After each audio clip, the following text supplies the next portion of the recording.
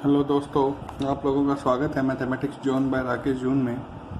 जैसा कि आप लोगों को पता है कि हम डिफरेंशिएशन को कर रहे थे और डिफरेंशिएशन में हम ये इन्वर्स तक कर चुके थे 5.3 तक।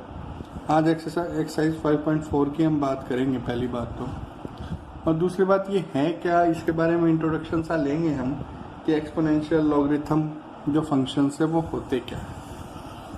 चलिए दोस्तों शुरू करते हैं हम इस चीज़ को कि हमारे फंक्शंस होते क्या हैं। देखिए, हमने बहुत से फंक्शन पढ़े हैं। अगर हम 10th से बात करें तो हमने सबसे पहले पॉलिनोमियल पढ़ा, रेशनल फंक्शन पढ़ा और उसके बाद जो 11th में सबसे मज़ेदार चीज़ पढ़ी वो पढ़ी ट्रिगोनोमेट्री फंक्शन।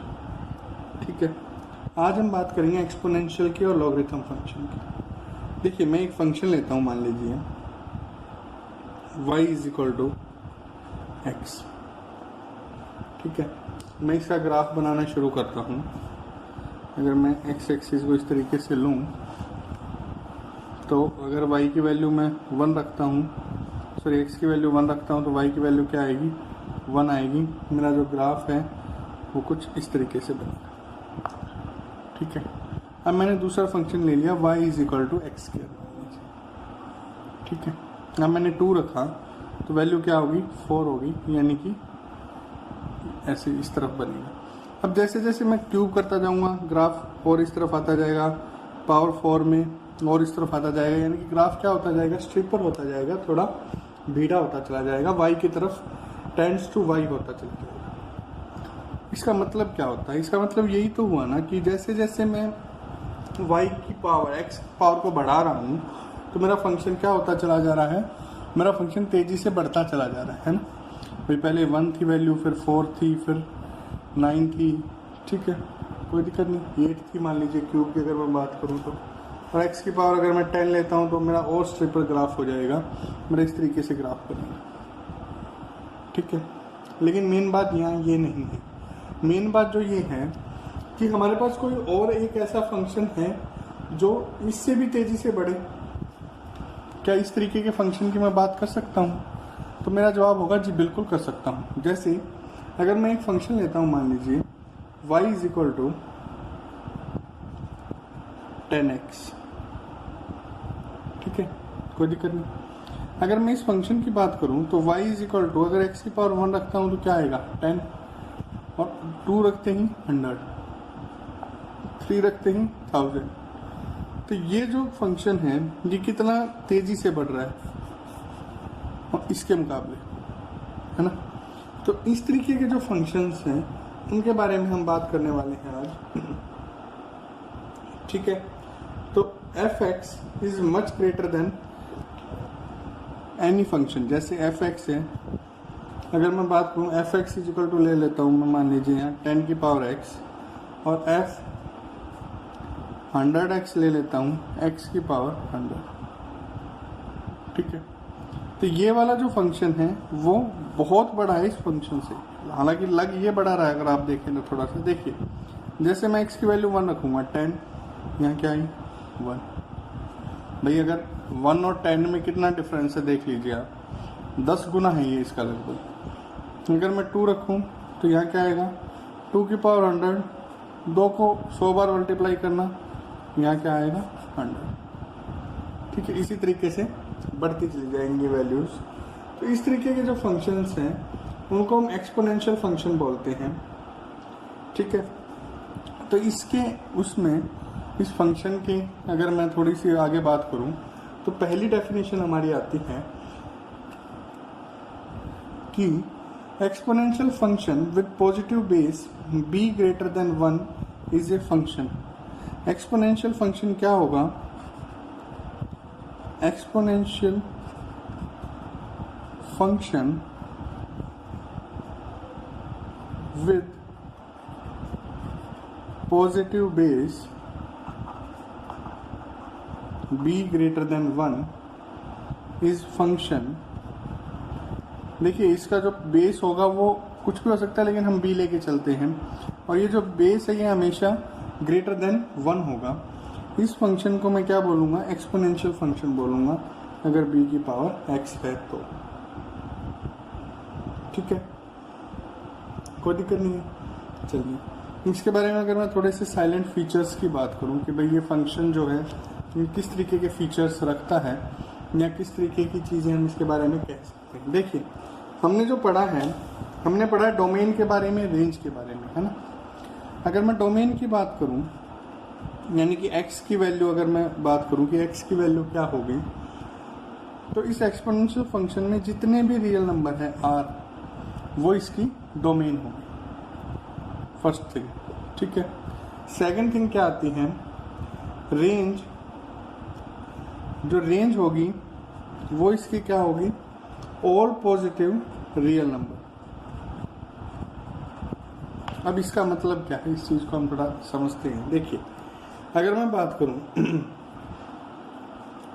मेरा फंक्शन था 10 की पावर -x मान लीजिए, ठीक है, डोमेन होगी ये इसकी। अब x की वैल्यू आप कुछ भी रखिए, मान लीजिए 10 की पावर -2 रख लीजिए। अब मैं अगर रेंज की बात करूं तो 1/100 लिख सकता हूं मैं इसको। इसका मतलब क्या हुआ, जो आपकी डोमेन है वो तो r होगी, लेकिन जो आपकी रेंज है वो हमेशा पॉजिटिव रियल नंबर होगी सर। ओके, यानी कि अगर इस पावर की बात करूं तो मैं इस पावर को कभी भी पॉजिटिव कर सकता हूं without any doubt. Okay, no problem at all. इसके बाद the point 0, 1 is always on the graph of exponential function. जब भी आप एक्सपोनेंशियल फंक्शन का ग्राफ प्लॉट करेंगे तो ये जो पॉइंट है 0, 1, ये हमेशा उस ग्राफ के ऊपर रहेगा। ठीक है, कोई दिक्कत नहीं यहाँ तक। अगली बात देखिए अब क्या आती है, exponential function is ever increasing as we move from left to right. जैसे जैसे हम लेफ्ट से राइट तक जाते जाएंगे, फ्रॉम लेफ्ट टू राइट जाते जाएंगे, जो हमारा एक्सपोनेंशियल फंक्शन है वो इंक्रीज करता चला जाएगा इस तरीके से। ठीक है, कोई दिक्कत नहीं। चलिए, for very large negative value of x the exponential function is very close to 0। या अगर मान लीजिए बहुत बड़ी नेगेटिव वैल्यू है एक्स की, ठीक है, उस बहुत बड़ी एक्स की नेगेटिव वैल्यू के लिए जो आपका ग्राफ है वो 0 के बराबर होगा, लेकिन 0 नहीं होगा कभी। ये बात हमेशा याद रखना, कभी भी वैल्यू इसकी 0 नहीं होगी। लेकिन आप अगर मान लीजिए बहुत बड़ी वैल्यू ले लेते हैं तो इस तरीके से ग्राफ इसके बिल्कुल पैरेलल आ जाएगा, लेकिन टेंड्स टू 0 होगा, 0 नहीं होगा कभी। ठीक है, होप सो कि आपको ये चीज़ बड़े अच्छे से समझ में आई होगी एक्सपोनेंशियल फंक्शन के बारे में। चलिए अब टाइप्स ऑफ एक्सपोनेंशियल फंक्शन की बात करते हैं हम। टाइप्स का मतलब क्या है, टाइप्स ऑफ एक्सपोनेंशियल फंक्शन। जो सबसे फर्स्ट टाइप आती है, जो पहला जो इसका टाइप है वो कहलाता है common exponential function. Common exponential function, इसका मतलब क्या है। देखिए अगर आप 11th की बात करें तो आप ये चीज़ पढ़ते थे, अगर थोड़ा सा देखिए 1/3 फैक्टोरियल पढ़ते थे। 2 और 3 की वैल्यू के बीच को ई से हम डिनोट कर सकते हैं। ठीक है, कोई दिक्कत नहीं। तो जब ई से हम डिनोट कर सकते हैं, इसको लिख सकते हैं e की पावर x। ये है आपका नेचुरल एक्सपोनेंशियल फंक्शन या common exponential function. Natural exponential function, ठीक है। अब अगली डेफिनेशन हमारी क्या आती है, देखिए एनसीईआरटी के हिसाब से अगली जो डेफिनेशन है वो क्या कहती है, let b is greater than 1। b 1 से बड़ा है, b ए रियल नंबर, एक रियल नंबर है, देन v से logarithm of a to base b is x if b to power x is equal to a. इसका मतलब समझिएगा क्या चीज़ ये कह रहा है, क्या इसका मतलब है। देखिए logarithm of a to base b को हम डिनोट कैसे करते हैं। Logarithm of a to base b, इस चीज़ को हम कैसे डिनोट करेंगे, पहली बात तो आती है ये। इसको हम डिनोट करते हैं log b to a, base b है और लॉग ए, ठीक है। हम मान लेते हैं ये x के इक्वल, ठीक है। अगर ये x के इक्वल है log b to a is equal to x, तो यहाँ से देखिए b की पावर x को मैं क्या लिख सकता हूँ, a लिख सकता हूँ। यानी कि जो बेस है उसकी पावर फंक्शन का जो इक्वल है उसको रख के मैं a लिख सकता हूँ, ठीक है। जैसे इसके मैं एग्जांपल आपको अगर देना चाहूँ, देखिए 2 की पावर 3 क्या होती है, 8 होती है, ठीक है। अगर मैं इसको देखो log, अब यहाँ क्या था x, ठीक है, x को मैं क्या रखता हूँ 3, ठीक है भाई, b की पावर x ही तो है, यहाँ b और यहाँ क्या है फंक्शन a, ठीक है। तो क्या आ गया, इसकी वैल्यू अगर आप लॉगरिथम टेबल में देखें तो हमेशा क्या होती है 3 होती है। और एक एग्जांपल अगर मैं लेना चाहूँ तो देखिए 10 की पावर 4 इज इक्वल टू क्या लिख सकता हूँ मैं, ये लिख सकता हूँ, ठीक है। अब मैंने लॉग लिया मान लीजिए, तो लॉग इसको 10 और यहाँ 1000 इज इक्वल टू 4, ठीक है, कोई दिक्कत नहीं होगी शायद। दूसरी बात 5 की पावर 4 को मैं 625 लिख सकता हूँ मान लीजिए। अगर अब मैं इसका लॉग लेता हूँ तो बेस क्या हो जाएगा log 5, ठीक है, और 625 इज इक्वल टू 4, ठीक है, कोई दिक्कत नहीं। ये कंसेप्ट होप सो कि आपको बड़े अच्छे से समझ में आया होगा, बड़ा इंपॉर्टेंट ये कंसेप्ट है, पहले बता रहा हूँ मैं, इसी के ऊपर सारे की सारी चीज़ें हमारी डिपेंड करेंगी। नेक्स्ट देखिए अब क्या कहते हैं, on slightly more mature node fixing base b greater than a, we may look that logarithm as function from positive real number to all real number। देखिए log का हमें क्या पता चला, अगर मैं log की बात करूं तो log b जिसका बेस b है, पॉजिटिव रियल नंबर से रियल नंबर तक कोई भी किसी भी फंक्शन को ये डिनोट कर सकता है, ठीक है। और x इज इक्वल टू क्या हो जाएगा फिर log b x is equal to y if b की power y is equal to x। भाई अगर ये फंक्शन है मेरे पास b की power y is equal to x, तो मैं इसको यही तो लिख सकता हूँ, और इसकी वैल्यू हमेशा क्या आएगी, एक रियल नंबर ही आएगी, ठीक है। होप सो कि आपको कोई दिक्कत इसके अंदर नहीं होगी। अब चलिए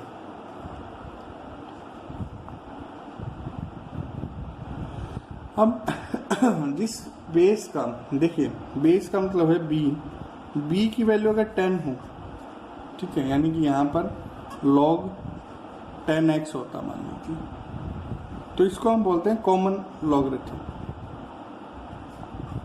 कॉमन लॉगरिथम्स, ठीक है। दूसरी बात, इसको हम अगर b, अब जो बेस है वो e के इक्वल है मान लीजिए, ठीक है, सॉरी e के इक्वल है मान लीजिए, तो इसको हम बोलते हैं नेचुरल लॉगरिथम, नेचुरल लॉगरिथम, ठीक है, कोई दिक्कत नहीं। चलिए अब अगर मैं बात करूं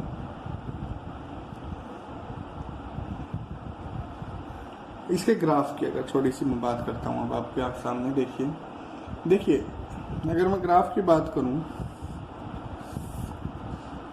तो हमेशा मैंने आपको ये बात पहले बताई कि 1 0 के अंदर से तो ये जाएगा ही जाएगा। पहली बार मैं 3 ग्राफ्स लेता हूँ और आपको ये बताता हूँ कि ये वैल्यूज होंगी किसकी। y इज इक्वल टू अगर log 2 यानी कि बेस 2 और x है, तो आपका ग्राफ इस तरीके से बनेगा, सबसे ऊपर बनेगा।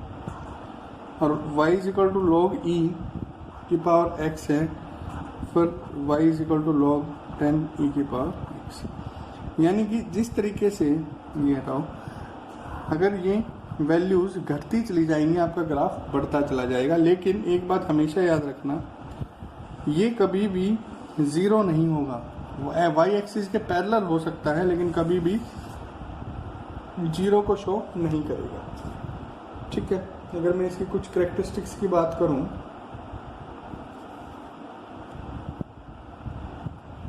सबसे पहली चीज आती है, we cannot make a meaningful definition of logarithm of non-positive numbers and hence the domain of log function is r plus। कोई भी नेगेटिव फंक्शन के लिए हम लॉगरिथम की कोई एक एग्जैक्ट डेफिनेशन नहीं दे सकते थे, इसीलिए हमेशा जो इसकी रेंज है वो r प्लस ही मानी जाती है कि रियल पार्ट जो रियल नंबर्स है उसका पॉजिटिव पार्ट इसकी डोमेन होती है, सॉरी रेंज नहीं डोमेन। ठीक है, और रेंज क्या होगी, अगर मैं रेंज की बात करूं तो set of all real number, set of all real number वो इसकी क्या रहेगी, रेंज रहेगी। ठीक है, तीसरी बात वही जो हमने एक्सपोनेंशियल में बात की थी कि 1 0 इनका क्या रहेगा, कॉमन पॉइंट हमेशा रहेगा ग्राफ का। ठीक है, और जैसे जैसे हम लेफ्ट टू राइट जाएंगे तो हमारा जो फंक्शन है लॉगरिथम फंक्शन है उसका ग्राफ इंक्रीज होता चला जाएगा। और एक अगली बात जो मैंने आपको बताई भी है अभी कि x की जो सबसे नज़दीक की वैल्यू, यानी कि x 0 के नज़दीक हो सकता है, वेरी नियर, बहुत नज़दीक, बट इट कांट बी 0। ठीक है, इसीलिए ये y एक्सिस के पैरेलल चली जाएंगी। ठीक है, अब अगर मैं एक और छोटी सी इसके बारे में ऑब्जर्वेशन की बात करूं तो देखिए, मान लीजिए ये ग्राफ है, यानी कि एक फंक्शन है y इज इक्वल टू ई की पावर x। ठीक है, और एक फंक्शन है y is equal to log x, ln को लॉग से ही लिखते हैं एनसीईआरटी में। ठीक है, ऑब्जर्व दैट टू कर्व, अब ये जो दो कर्व हैं इनका जब ग्राफ बनेगा तो देखिए यहाँ क्या है 0 1 है, यहाँ क्या है 1 0 है। भाई हमने क्या बात की थी, जो एक्सपोनेंशियल फंक्शन है उसका ग्राफ हमेशा किससे जाएगा, 0 1 से जाएगा, यानी कि इस तरीके से जाएगा लगभग। ठीक है, और लॉग का ग्राफ 1 0 से जाएगा, यानी कि इस तरीके से जाएगा। तो ये दोनों आपस में क्या देंगी, मिरर इमेज देंगी। ठीक है, कोई दिक्कत नहीं, यानी कि आप कह सकते हो कि y इज इक्वल टू क्या होगा, x होगा।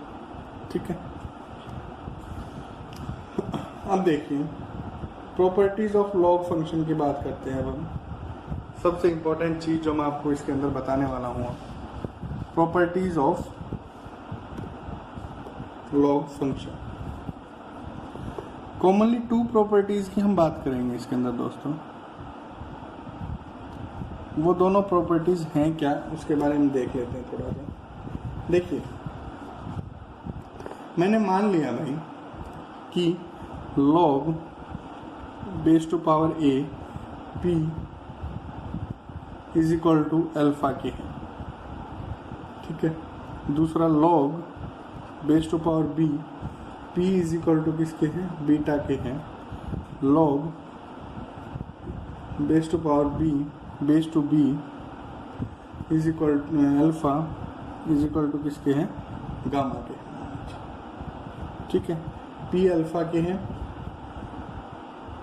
b p बीटा के हैं, अल्फा गामा के। ठीक है, अब अगर मैं उस प्रीवियस कंसेप्ट के ऊपर जाऊं लॉग के, तो मैं क्या इसको ऐसे नहीं लिख सकता भाई कि अल्फा की power a is equal to, या अल्फा, इसको हम अल्फा ही मान लेते हैं, अल्फा इज इक्वल टू किसके हैं, p के हैं।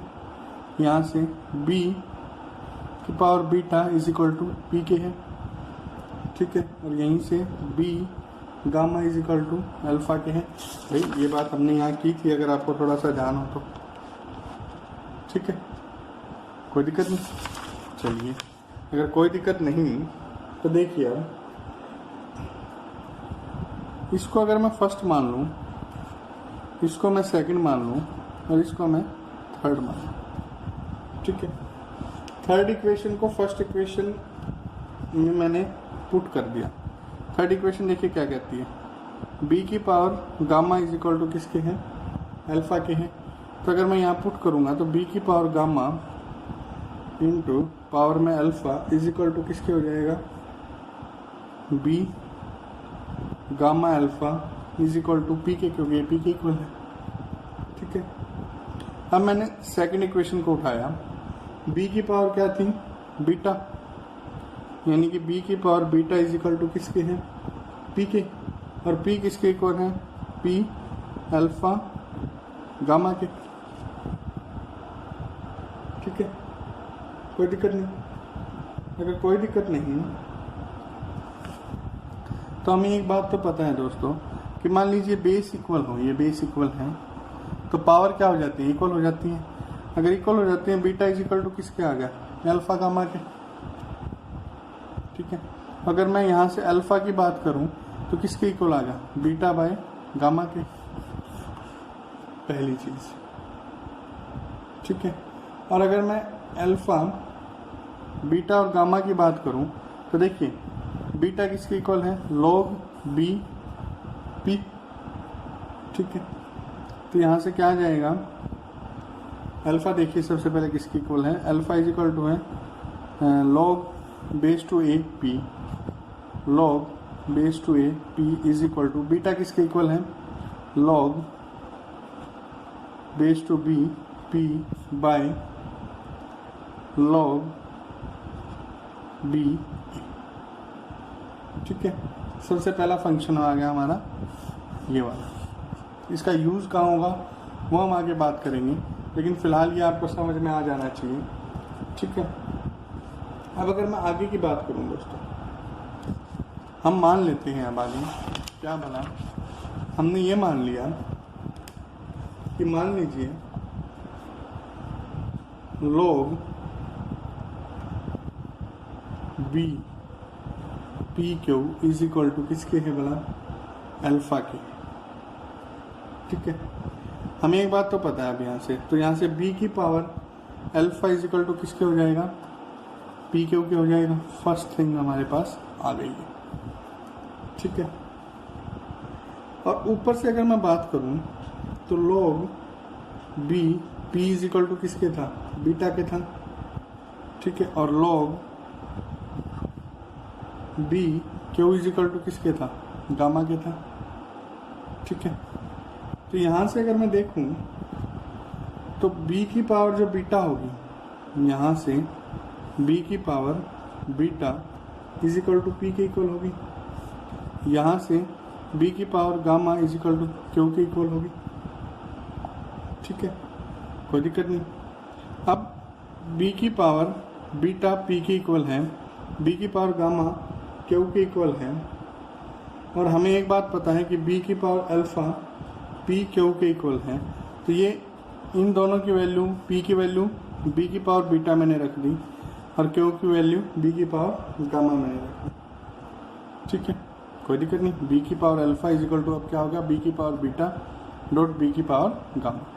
अब एक बात और यहाँ से हमें क्लियर बात पता चल गई, अगर बेस इक्वल है तो पावर को मैं जोड़ सकता हूँ, तो बीटा प्लस गामा, यानी कि अगर मैं रिलेशन निकालना चाहूँ तो b की power alpha is equal to मेरे पास क्या आ गया, b की पावर बीटा प्लस में गामा, ठीक है। चूँकि अब फिर से बेस इक्वल है तो अल्फा इज इक्वल टू क्या आ गया, बीटा प्लस में गामा, ठीक है। और अल्फा किसके इक्वल था अगर आप देखें तो